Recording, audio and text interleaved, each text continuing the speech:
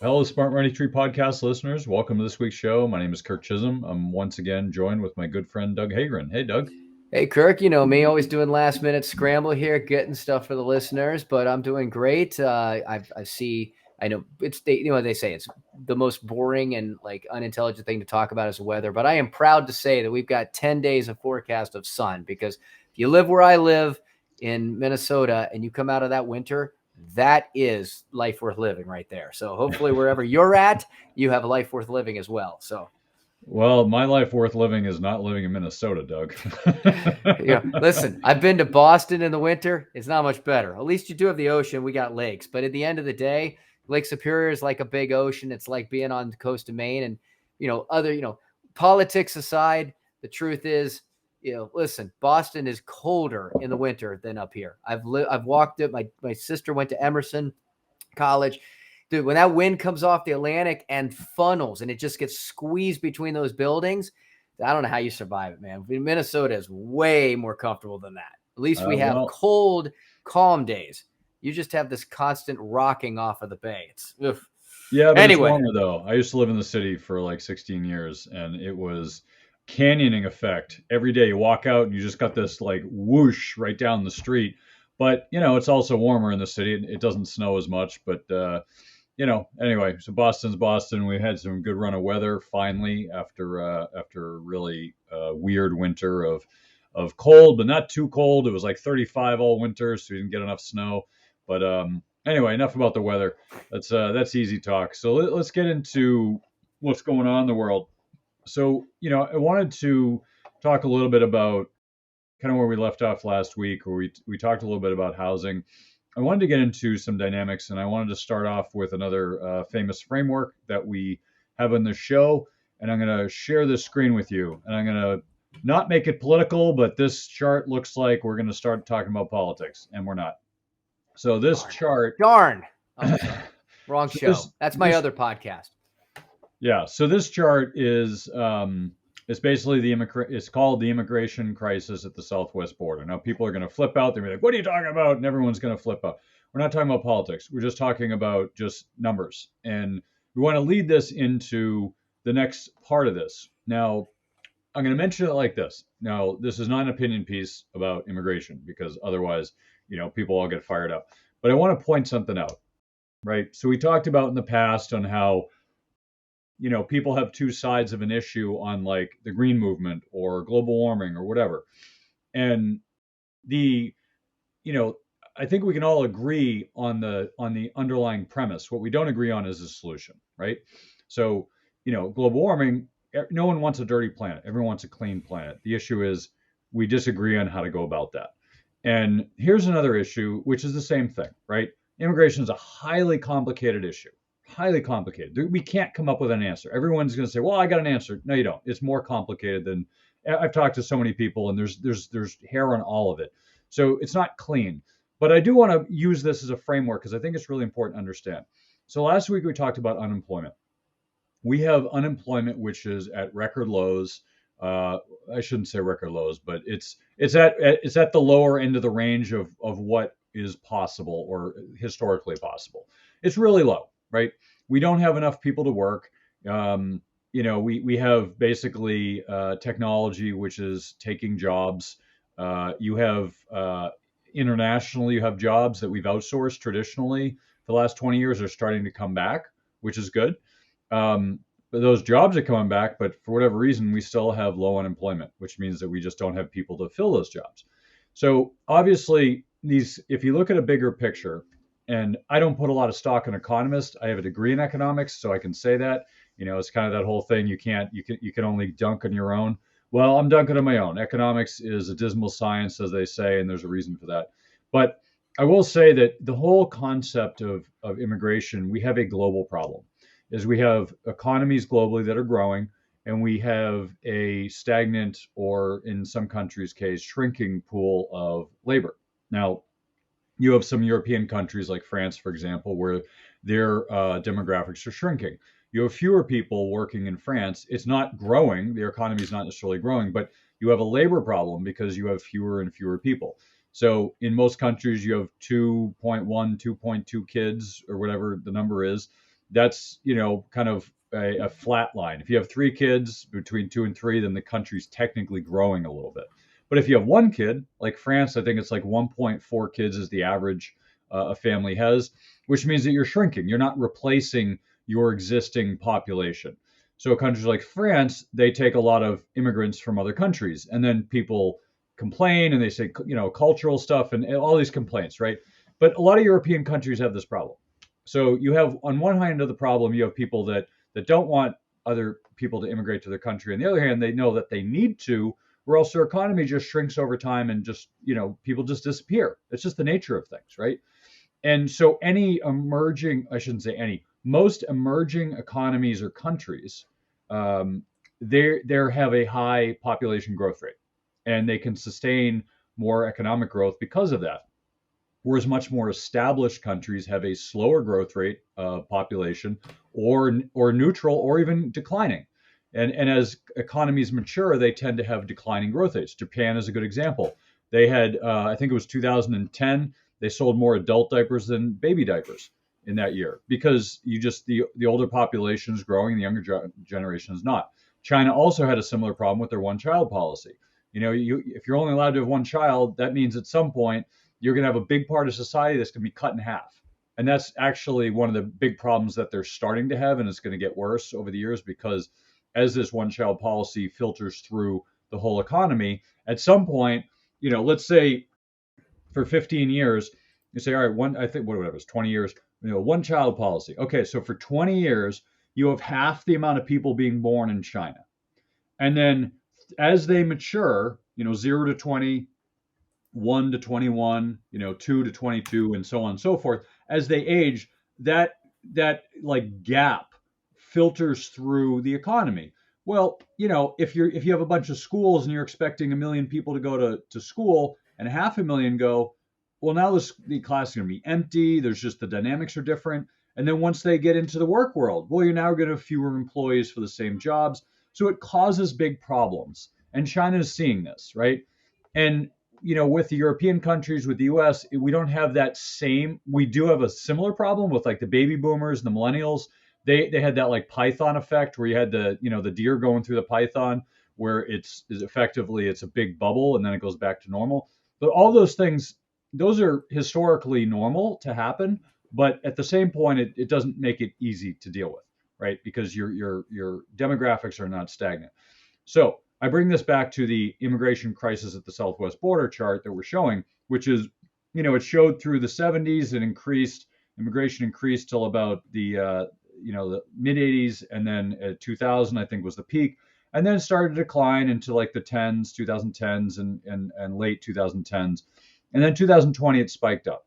It spiked up by a factor of like 7x.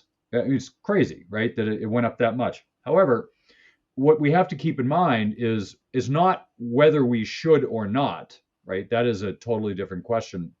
From a theoretical economic standpoint, we do need more people in our labor market. And, you can agree in how we do it. And I think we all agree that the immigration system in this country is broken, right? Like, it's not a question of whether we need it or not. That's different. It's not functioning properly, right? That's clear. Or maybe it's too well with the legitimate side, or anyway, we want to go down the political path. But the point is you have this huge spike, and most people think, well, wow, that's crazy. Well, I don't know. Are they filling jobs that no one else is filling? I mean, this is a real problem in our country. We have jobs that we can't find labor for. Now, if we go into recession, this problem will be quickly solved, because people will be unemployed. There have been a ton of layoffs, and there are plenty of companies that need workers, so they're going to hire.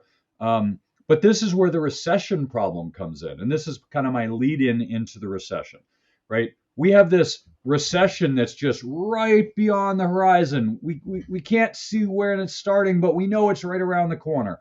And people have been talking about this recession for over a year. And I don't know when it's going to happen, right? I mean, it gets to this point. It's like, is it going to happen? I don't see how it can't, but it's not in the data, right? It's in the data in minor ways, but not in a way that you're like, oh my God, we're definitely having a recession. It should happen, right? And all the data and all the trends lead up to the fact that it should happen, but it's not. So I think we have to keep in mind that, and I started with the with the immigration and the labor market thing, because I think what we think should happen or will happen doesn't often happen in the way that we expect, right? And maybe these migrants coming to this country is 2.4 million migrants that were reported. Maybe they're going for farming jobs, right? Or maybe they're going for high tech jobs. I have no idea.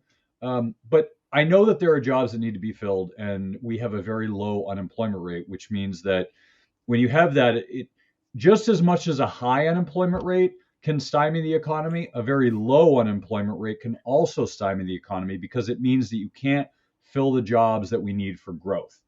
If we need to grow and you can't hire an employee, it means you're not growing, right? As an employer myself, I know if I'm trying to hire somebody, so I know in 2009, we had 200 applicants for an admin job. 200. We had people with CFAs and law degrees and PhDs applying for this job. And it's not a job that required that. It's a simple admin job. But we had high quality candidates because everybody was unemployed. Everybody, I mean, hyperbole, but so many people unemployed and they just wanted work. Well, that was an example of having way too many people applying for jobs that they were overqualified for. But now we have too few people who are, we're not looking for anybody. But if I went to hire an admin right now, I probably couldn't find one because it's harder to find now until you get into a recession when people are unemployed. So you have these ebbs and flows. But the point I'm making is if you are labor is a really important part of our economy. And if we don't have enough labor excess or slack, if you don't have enough excess with the labor market, then you're not going to have enough room to grow, which means that you're not hitting your full potential for growth. So we'll see what happens in the next recession, but I know that this is a problem, and whether you agree with the immigration problem or not, we're not here to judge that, but I do want to point it out because I think you need to understand all sides of the issue. If you're looking at it, it's not just whether we should take immigrants or not. The question is this going to stymie our economic growth? And if it is, what do we do about it? Right?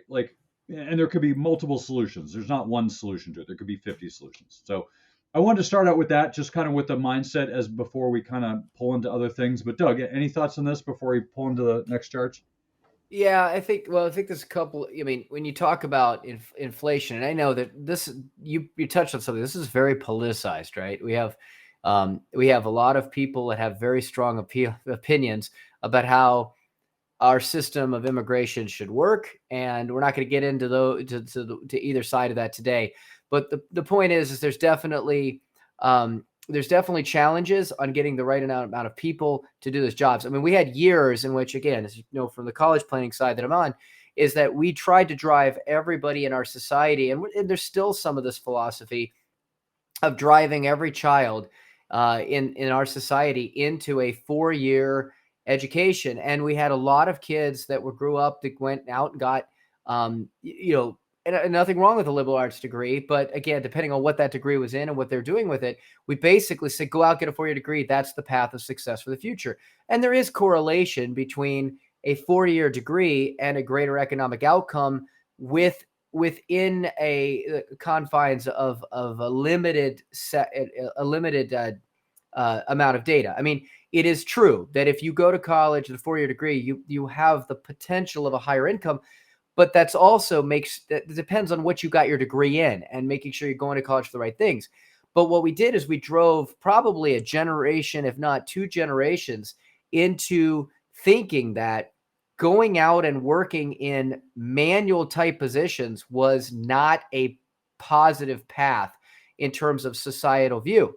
So we really lost a generation or 2 of people with technical skills that are highly necessary to keep the infrastructure of our country running. Right now, we're starting to see a shift back of that. We're starting to see more people go to technical school and come out with those degrees, but we have, without question, a shortage of it. I mean, try to go out there and hire someone to do work on your house, or a plumber, or God forbid, someone with masonry skills. And that's just a couple of examples out there. And some of the best people in those fields have gotten older and older, and they're dying off, and they haven't been replaced. No, the new generations, a lot of them still don't want to necessarily follow in their parents' footsteps. They don't want to be mentored in that. You add in social media now, and I can't, the number of people is like, yeah, what is this generation want to do? They all want to be on social media. You can't blame them. You could go on social media. Hey, here we are. Hello. And we're not one of them, just to be clear. But there are people out there that are very successful, making millions of dollars per month. Okay. And if you go make millions of dollars per month, putting your face in front of a camera, then why would you go through years of training for medical school, which, by the way, is another area that we're starting to see concerns of shortfalls, right? It's a lot of work, a lot of cost, a lot of grind, a lot of misery to become a doctor. And you talked to a lot of doctors about what it's been like to live that life with the pressures of Medicare and corporate medical. And there's a lot of doctors that will tell their next generation, you don't want to go this path. There's a lot of doctors that I know have dropped out of it due to burnout, and that are becoming, going into research where they can make a very lucrative, career, and they don't have to deal with the grind. So we have, without question, labor issues. A lot of that is who's going to school. What are they getting those degrees in? And for two generations, a lot of the things that we think about, again, if we start talking about border immigration, a lot of that border immigration isn't necessarily going to be, in kind of those medical high-tech fields. A lot of it's labor, but we got people that don't want to do those jobs. Now, some of this is being fought against with what's going on with AI and innovation, right? And we've seen, I think Wendy's just came out with the first all automated Wendy's. Now, there's still people working in the back, but there's nobody working in the front. You go up to a kiosk, beep, beep, beep, punch it in, boom. I don't know, conveyor belt. I haven't been there. It comes out. There's nobody serving your food. They've eliminated.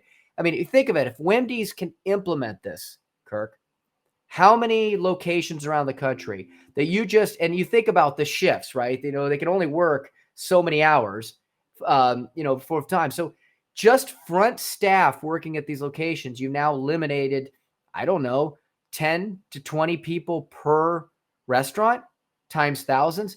So there's this weird dynamic of what we need, who wants to do that work right now, and ultimately, where is the automation? Where is the technology going to eliminate those jobs? But then I'll just leave it on this. But doesn't just stop there. I know someone who was just talking to someone who is in a call center in Costa Rica. And this person, and without giving up too much, let's just put it this way. They're a doctor. They're a doctor working in a call center. In their country, a doctor is not considered to be the pedestal that we put medicine on in our country. Our country was built around a system that is basically turns medicine into private business. Okay. Down there, it's nothing. Well, if we take a look at what's happening here, and this is where you have to think ahead. It's like, okay, we got a doctor or a dentist or someone who's specialized working at a call center, Costa Rica, and medicine and medical prices are going up. And we have a shortage of new doctors going in.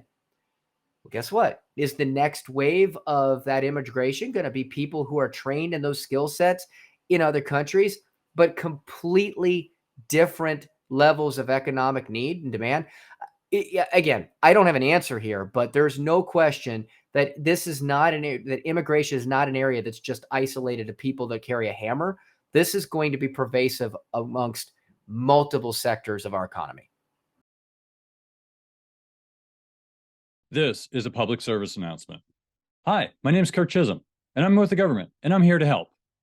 Doesn't that sound reassuring? Well, let's talk about how they're helping.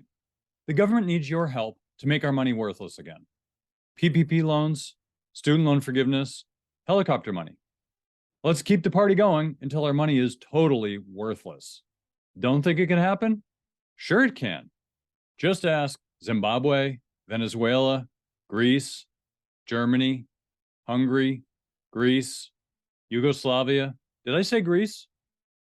As a loyal listener to the show, I want to give you free money. I'm giving away free money in one of these hyperinflationary currencies. Go to www.moneytreepodcast.com/free money and follow the instructions to get your free gift. I have a large audience and only a limited supply of these currencies. I'm not the Federal Reserve, so I will run out at some point.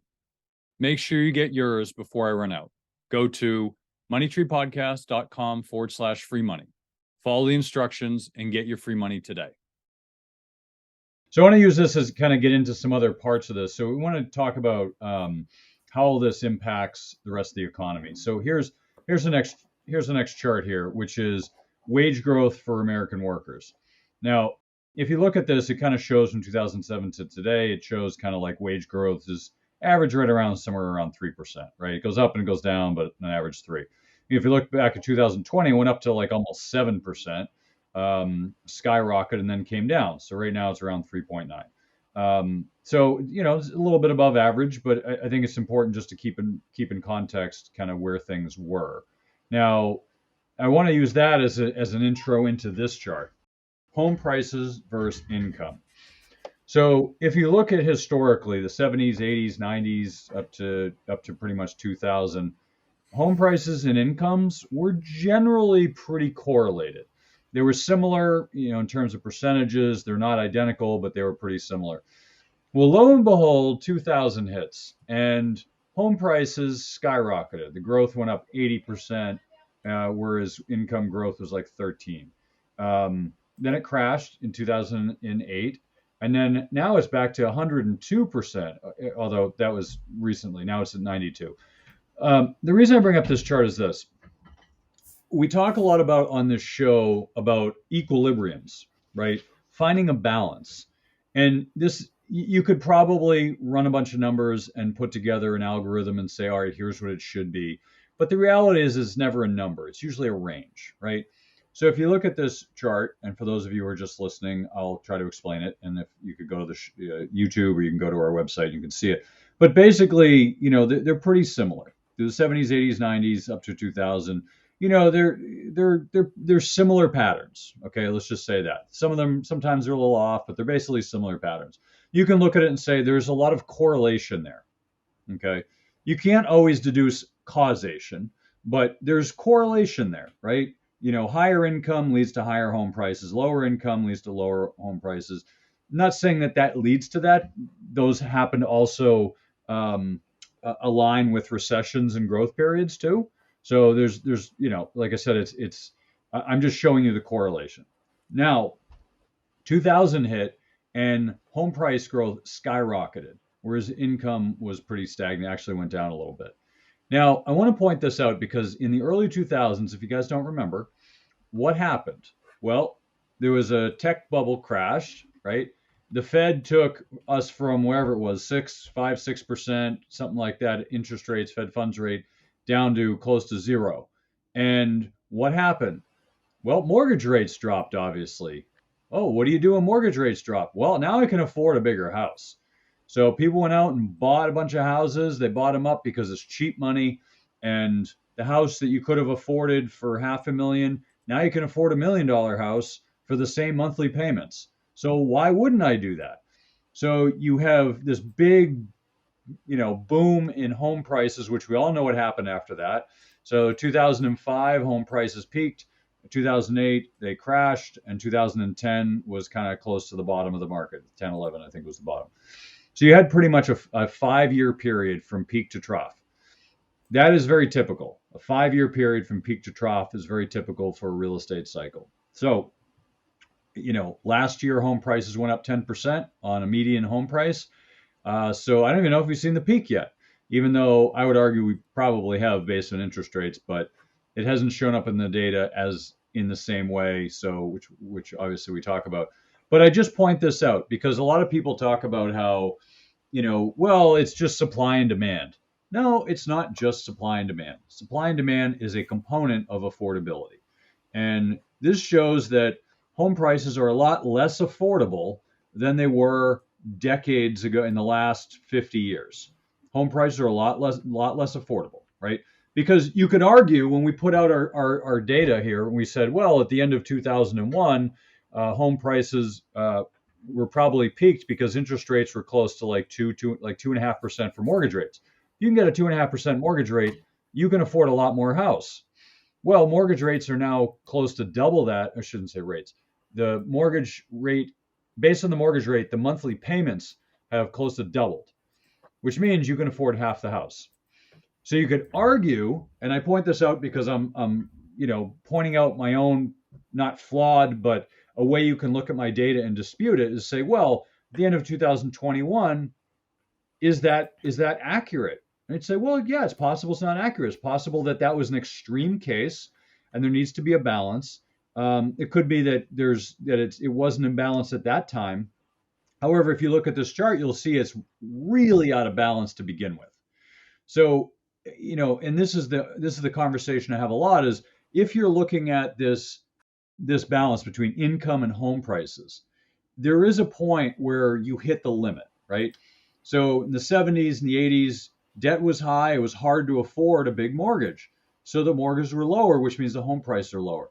In the last few years, or at least when there were 2.5% mortgage rates, home prices are really expensive. You could argue whether they should be, but home prices are really expensive, which means that you can afford a lot less house. And so if you look at that balance, there's an equilibrium somewhere or a range, right? We don't like looking at specific numbers because that even though math is math, reality is usually messier than that. So we like to look at a range. Is this within a reasonable range? If you look at this chart and say the 70s, 80s, 90s, well, there was some deviation. There were some periods where real estate really took off and income didn't really keep up. That's still within a range. It's within a range of reasonableness. But if you compare that to the 2000 to 2010, 2010, 2022, it's crazy. It's not even close to where it was before. So these are the things you want to keep watch for. Is you don't have to get caught in the numbers so much, but just look at the deviation from the norm and say, what's going on here? What am I missing? We talked about this last week. What am I missing? Here's an example of what you're missing. You're missing a big deviation between home price growth and income growth. And there is a certain point in time where that just breaks. It just stops working. And yes, people have to buy homes, but fewer people are going to move. And because everyone's virtual, you don't have to move. Hey, I can't move because I can't afford anything else. Okay, so you don't move, right? So I just point this out because it's a really important dynamic, and it's important to understand. Here's a data point for Miami rent as a percentage of income is like 50%, really high when traditionally it's right around 37 to 40. Here's the apartment national vacancy rate, which is also relatively high, or at least I shouldn't say it's relatively high. It's growing. It went from 4.1 to 6.8, so it's growing. It's not historically, it's not outside the norm. It's still within the norm, but it's a trend that you should be aware of. So, what are your thoughts there on that, Doug? I know we kind of went down a rabbit hole, and we should probably move to housing a little bit more. Well, I will lead. We might be able to lead into housing right here because, I'm going to lose my microphone. So as we're talking about this, I think there's another chart that you have got there, and I don't know if you can find it, Kirk, but you were talking about how we've got what's looking different. What I thought was an interesting chart is there's a chart we have that shows homeowners' equity to mortgage debt outstanding. Okay. And what you're hearing a lot right now is, of course, that people locked into lower interest rates. We've got some charts that show that too, the number of low mortgages that are out there with lower interest rates. We've also got, people like to talk about how much debt has been paid off, how many homes are free and clear. Well, what I thought was interesting is that if you take a look at this chart that I'm referring to, there's not as much free and clear as people think there is. If you look at homeowners' equity spiked up between 2000 and 2008, as we all know, before the crash of 2007. Mortgage debt at the time was rising steadily. Now, mortgage debt outstanding has remained fairly flat from 2008 to present. It's actually just about just above where it was in 2008. That doesn't mean that it's gone down. Mortgage debt is still very much out there and very real. Okay. Now, homeowners' equity, on the other hand, if we're looking at valuations here, this was looking at mortgage debt outstanding in the, there's roughly, the value of housing stock or the homeowners' equity surged to about $300 $30 trillion. So this is numbers that are in the millions. So if we look at $10 trillion in mortgage debt outstanding, and now we take a look at homeowners equity, which is close to somewhere in the range of 40 housing values, close to 43 trillion. That's a lot. But we still have over 10 trillion in mortgage debt outstanding right now. And we have a freeze going on, obviously, because people that are sitting on this debt, and as I said, we've got some charts that have shown kind of where the average percentage mortgage is. And a lot of people are sitting in that kind of 2 to 4% range. They don't want to move, okay? Because if they do move, they're going to go into a house that's now going to cost them 6.5 to 7. Now, interesting enough, the people that are free and clear, we actually saw that there's been a greater increase in the number of homes being available for those people that are completely paid off. Okay. Now, for whatever reason, maybe they're buying another home in cash. That's their thinking. They're not locked in.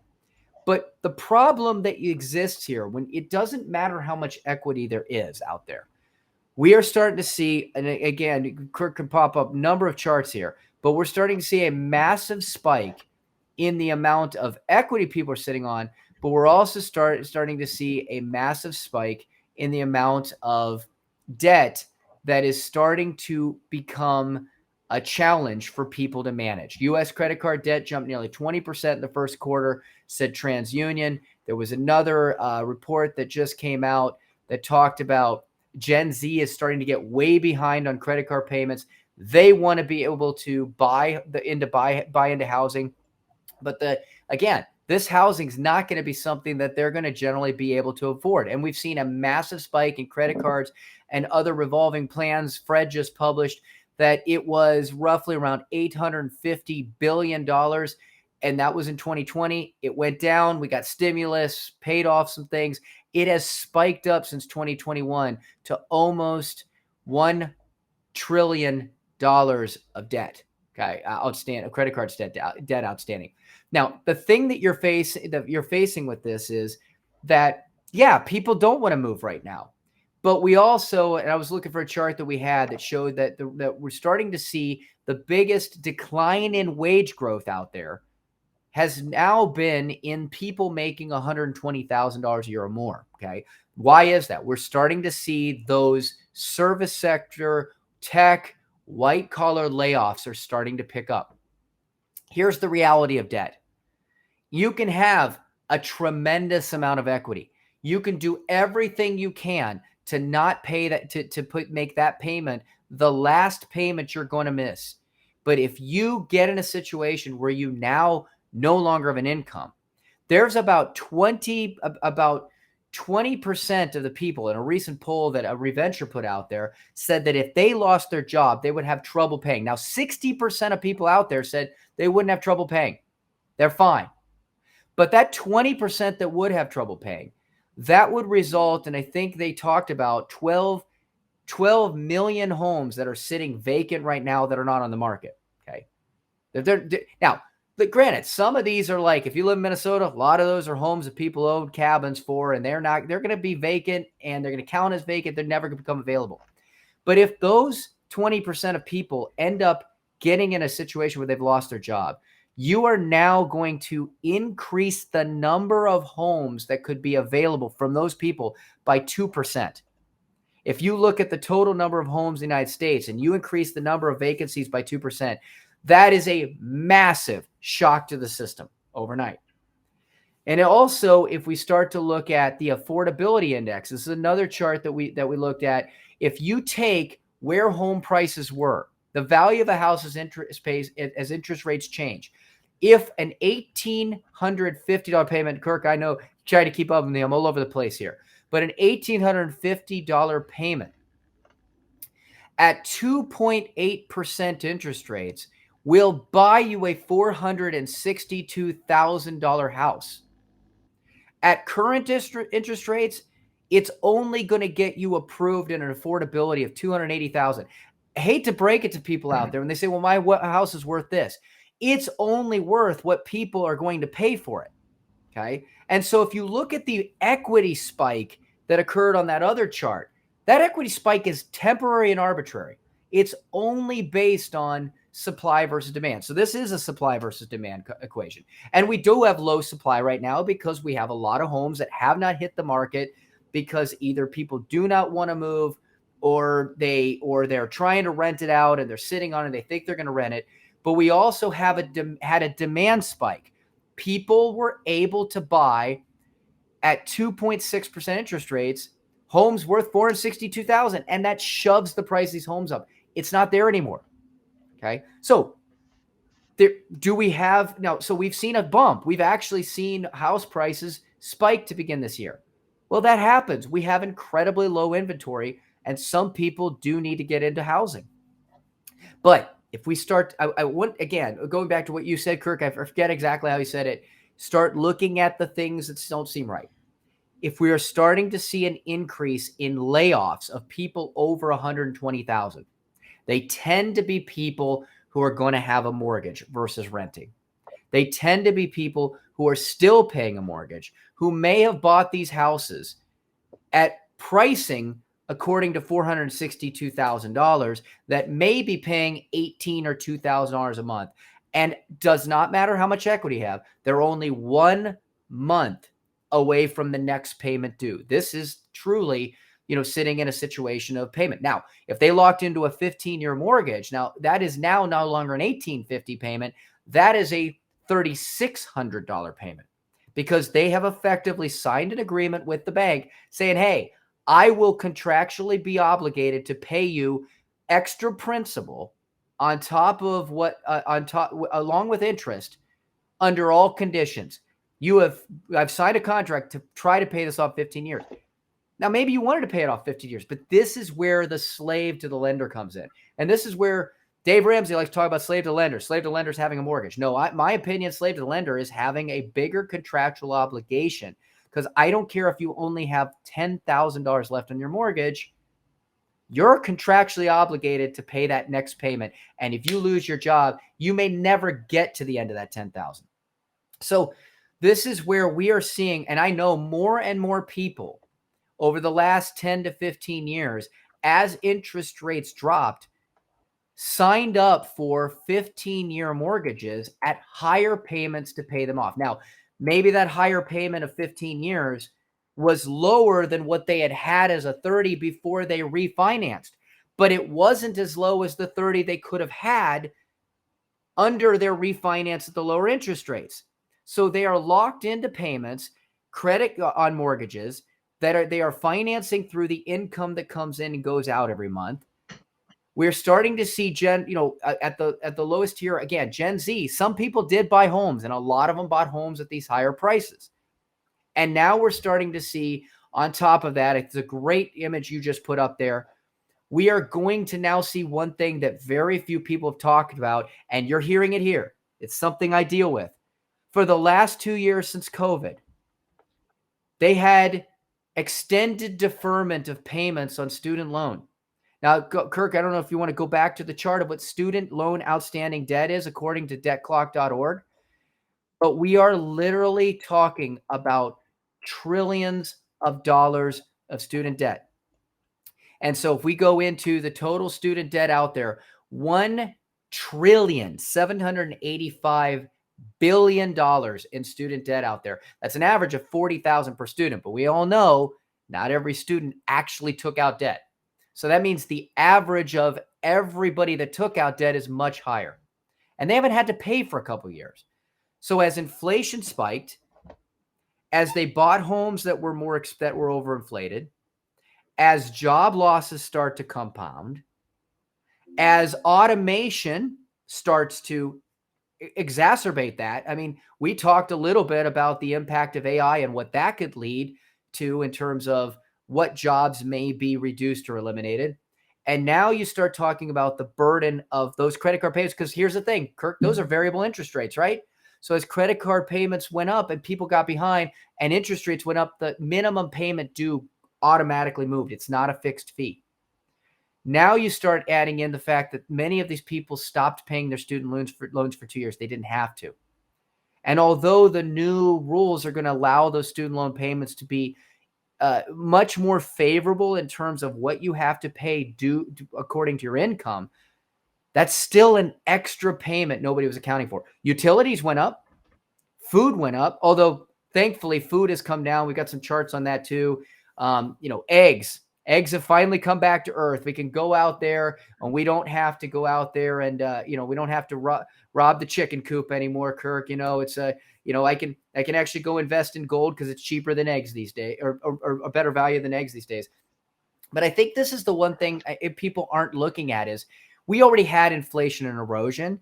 We have people that don't want to move, but between job losses, new service of debts that weren't out there, and increase on service of payments of credit card, we are starting to run into some things that I said to a sniff test. Things don't smell right like that. And I know people are saying, oh, but it's all fine and dandy. And listen, consumer sentiment is absolutely a calm right now. Nobody is reacting to anything going on. But if we have another rise in interest rates from the Fed, we start to have these things tick. Again, at some point, there's a breaking point. I don't know when it's going to be, but you have to be aware. Yeah. So I want to, and just for reference, I'm so glad that we don't have to go stealing eggs from the chicken coop. Those mama hens are mean. So anyway, but yeah, I think it's important. We haven't talked about the bullwhip effect in a while on the show, but that's one of the effects. Chicken egg prices went through the roof, and now they're declining. I'm sure because everyone went out and got chickens. We had chickens last summer; it was great, but I think you got to really want to do that. It's a whole other level of responsibility I didn't need. But anyway, so let's talk about this, because I think what's really important to understand is we as an economy grew quickly over the last 20 years. A lot of that was because of low interest rates and access to cheap debt and plenty of money. And it allowed us to have a lot of growth, and there's a lot of excess, and allowed people to expand their own household economic ecosystem, right? So think of it this way. You have a household budget of let's say, I don't know, you make $100,000. Well, a third of that goes to taxes, right? Or let's say 30% goes to taxes. Now you got 70,000. What does that go to? Well, let's say a third of it, say 30,000, goes to housing for your mortgage rate, right? Well, so you got 30. Well, now you got 40 left. What's the 40 go? Let's say 10 goes to food, 10 goes to car, 10 goes to education, whatever. You split it up, right? Whatever that split is, that is your household equilibrium, if you will, when it comes to allocating your resources. Now, what tends to happen is, as you grow older, right? Let's say you're 25, you're just starting a family, you're 30, you got some kids, whatever. As you get older, your income increases, right? Your expenses increase. Kids aren't cheap, right? So as you get older, the kids cost more money for different reasons, but you're also making more. So this balance, right? You start low, it's just you. Then you get married, you got twice the income. Then you got kids, and so it kind of has this up and down until you get to this crescendo when you're in your chief earning years, which is usually when the kids are going to college. And you usually have about 5 years after that where you're in your peak earning years, where people really try to save. Well, all of this is fine. It's very normal and cyclical, and it's how families have operated for a long time. Now, the problem is what if you throw a little bit of gas on the fire, right? Let's say, we got some free money. We got our free Trump bucks from the COVID recession, or I got a bonus because my tech company made a lot of money because, hey, everyone's got money. I got this extra money. So now it throws a little gas on your fire, on your engine that you're running your household income. So you make more. Well, what happens is you're making more, but that means you tend to spend more.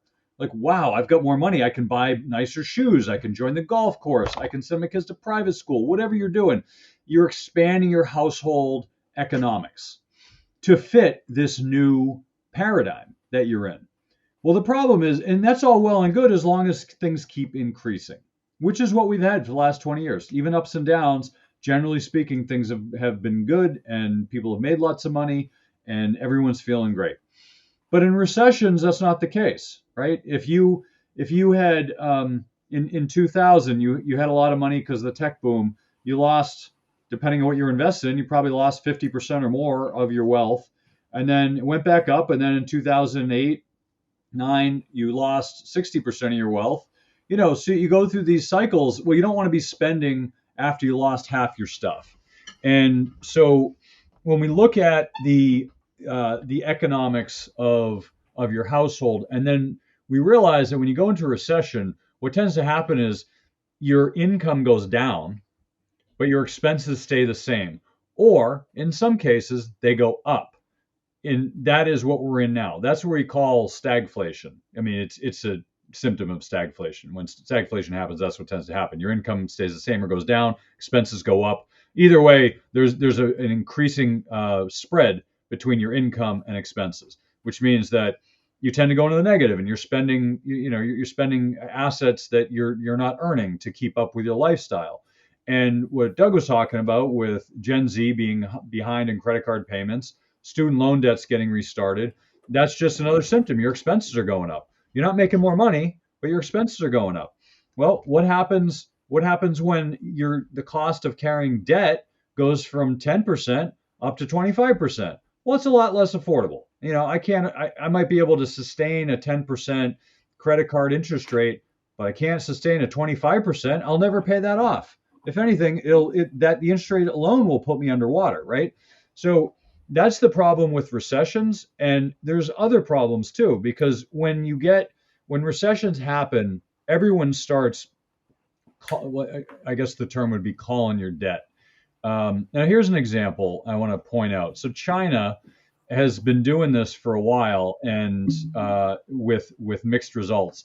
So China has been one of those countries. So we were doing this for many decades, where we would lend to poor countries. They wouldn't pay it back, and we'd say, "Well, you don't have to pay us back, but we're going to need something from you." It's like the Godfather movie. I will do you this favor this day, but someday in the future, and I don't know when, I'm going to call upon you. And I expect a favor, right? That's basically what China's doing. We're going to lend to you. Well, if you can't pay it back, at some point in time, I'm going to call in a favor. So what they're doing now is they're squeezing the poor countries. They lent these poor countries a ton of money, and basically they can't pay it back, and they're telling China to go pound sand.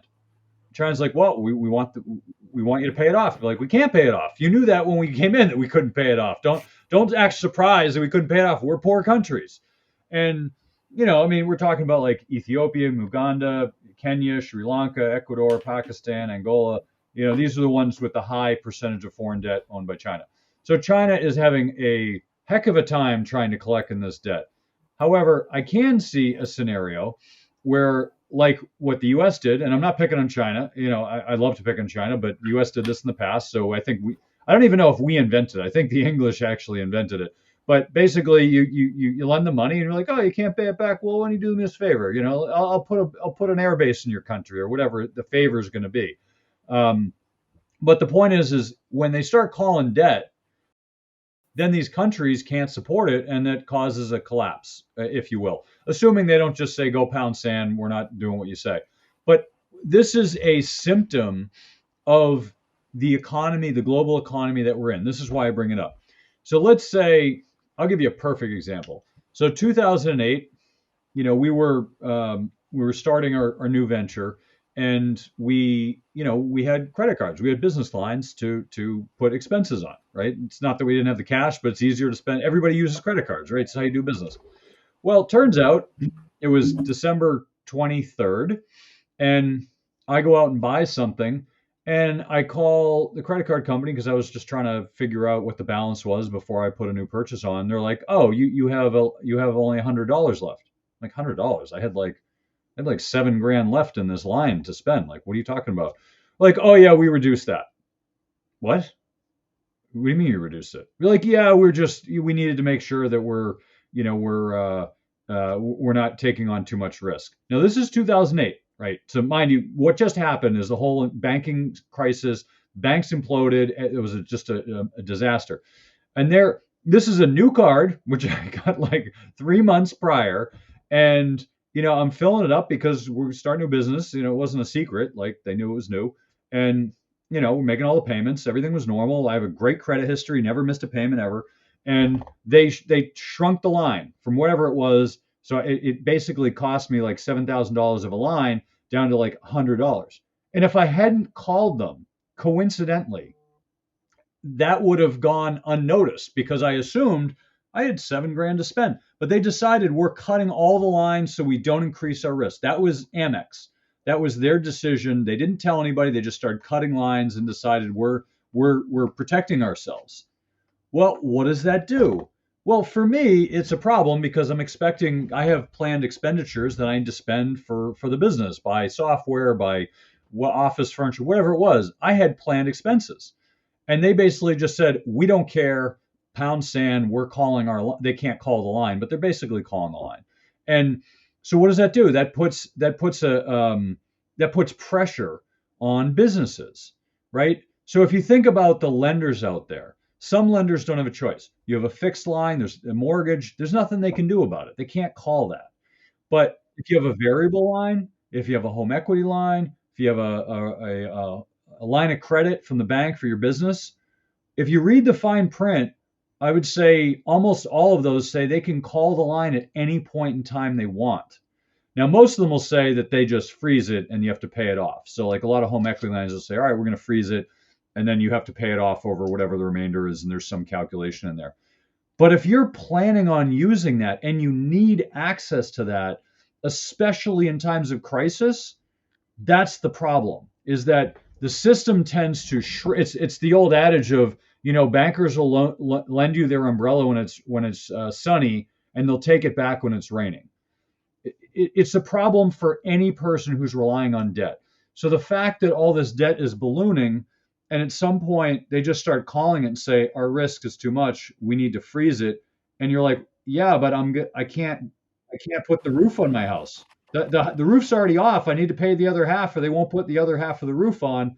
I mean, it's just that kind of a thing. So I point this out because this is an example. China is an example of what is going to happen in a recession, in a prolonged recession, and that behavior of managing their own individual risk causes additional risks in the economy. So we talked about the reflexivity, right? Reflexivity is if you think something's going to happen, your actions, in this case, a bank freezing their line or reducing it so you have no additional line, that causes, it may be good for them, but it causes a problem for the borrower.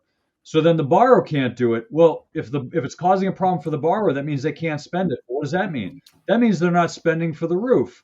Well, that means the roofer's going to have a problem. Well, now the roofer's got to cut because he paid his guys and now they can't work. So now he's got to cut. So this reflexivity happens and it turns into a feedback loop. Is one major reaction turns into another, and that in a sense causes a recession. So China calling their loans will cause a recession in these countries. Banks calling their loans or lines of credit will cause a recession in this country. And I think we just need to recognize that. Now, they're not doing it at the moment, at least not in mass. They might be individually, but in mass, they're not doing it. But if that starts to happen, that's when you start to see additional problems that may not have been counted. And I'm playing 3 steps ahead on this game just to kind of lay out the game plan for what could happen. So, Doug, your final thoughts before we wrap it up, and we can take it home. Yeah, a couple things to take on that. I mean, one of the things you talked about is, okay, if the interest rates go, up on the credit, then that means more of a payment for them. But here's the other problem: is a lot of time when individuals get into this type of a situation, they are already so tight on their budget that the interest rate goes up, the cost of living goes up, or something unexpected hits, and then they get a negative month. And that negative month now adds more principal, which then makes the payment go up. So it becomes a downward cycle that they cannot get out of. And talking about credit card limits, it's actually happened to me. Don't think this is a 2008 cycle. There's a card that I wasn't using. God forbid, give you the umbrella and the sunshine, right? I'm not using this card. So it's not a card that I'm putting the bank on at any risk. Capital One came through and slashed the credit limit on it by almost 80%. And I got that notice last year. So they have already proactively started to do this, and they can do that even if the balance is higher than what they're going to reduce you to, which can, although you don't see this very often, result in an immediate amount of a demand for payment due. Okay. Now, on top of that, where there was another place that people tap. I mean, think of it this way, Kirk. If someone needs money, what are some of the main sources that they will turn to get money in an emergency situation if they don't have the cash readily available? Home equity lines and 401k plans. Yep. I'm glad you brought that up, because home equity lines, the interest rate's gone up. And again, home equity lines are only tied to the equity, which we've already seen is in jeopardy of adjusting. But 401ks loans is something a lot of people turn to. 401k loans in many cases have costs at around prime or prime plus 1 or prime plus 2. I was looking at the prime rating that the prime interest rate this week, according to the Wall Street Journal, prime rate is now up to 8.25%. That means for a lot of 401k loans now, the interest rate you're paying on a 401k loan has jumped to 10.5% or more. Okay. And that money, and here's the other thing, you only given 50% of your balance or $50,000, whichever is less. So thankfully, this does not become something that can get, out of control. But the other issue is that this is something too that is not a guarantee. Companies are getting rid of 401k loans because it is actually a cost to administer them. And it is also a situation that if you lose your job, and this is something I want people to really understand on this, if you lose your job, that money becomes due immediately. Now, if you have a balance that is higher than the loan you took, then that is something that they will pay off with your balance, and it will become an immediate taxable event to you. And if you're under 59.5, that's taxes plus penalties. Add a tax hit on top of the job loss, on top of the rising cost of debt service that people have. This is a very, very serious situation, because guess what? The federal government does not allow you to give up those tax liens based on. Funny how they have, courts that will help you to declare bankruptcy and get out of debt. But then they don't allow you to use that on student loans, because guess what? Those are federally offered. They don't allow you to use that on tax because that's federal. They don't allow you to get out of the burdens that they have an obligation to or that you owe as an obligation to them. So if you have a 401k loan right now, be very, very careful. And this is one loan that I would try to expedite paying off as quickly as possible, because again, job losses could result in a situation on that money you've borrowed that could be increasingly problematic, not only because based on the interest you're paying right now, the erosion of your retirement, but also potentially tax liens. All right, Doug. Well, where can people find more about you? Well, listen, find out more about me at ProCollegePlanners.com. If you have a child that is looking to go to school, I showed you $1.7 trillion in student loan debt out there. So if you are looking at college, you cannot afford to look at colleges that you cannot afford. And unfortunately, as you can see by those numbers, this happens every day. There's logic, there's emotion. College is incredibly emotional. We all want our kids to be happy, but is it worth allowing your child to be happy at a level that will create multi-generational potential financial problems? Because again, as I said, student loan debt is not something that can go away at bankruptcy. And depending on the loan you have, it's not something that goes away at death, which means it becomes their problem too. Get the right college, academically, financially, and socially. And even if you have the money to pay for college, ask yourself, if I could get that cost of college for half off, would I want to? There are ways to do it. It's a structure to get all your money back. Find out more, ProCollegePlanners.com. Give us a call. Check out our website. Go there right now, ProCollegePlanners.com, and download our free checklist. It's free. Why not? Great. Well, thanks for coming on the show, Doug. That's the show for this week. Thank you again for joining us on Money Tree Investing Podcast. My name's Kirk Chisholm, Wealth Manager of Innovative Advisor Group. We don't just manage your wealth, we make your life better. You can find more about me at innovativewealth.com. And of course, you can find me every week here on this show. You can also check out our show at Money Tree Investing Podcast. On our website, you'll have access to the show notes, resources, and the archive shows. Please remember to subscribe on our YouTube channel. for immediate access to the new shows when they're released. When you subscribe to the show, it allows us to get access to some of the top minds of investing in personal finance. While you're here, please leave a comment and question if you want us to address it on the show. Have a great week ahead, and remember, no one will care about your money like you do, so invest in your life.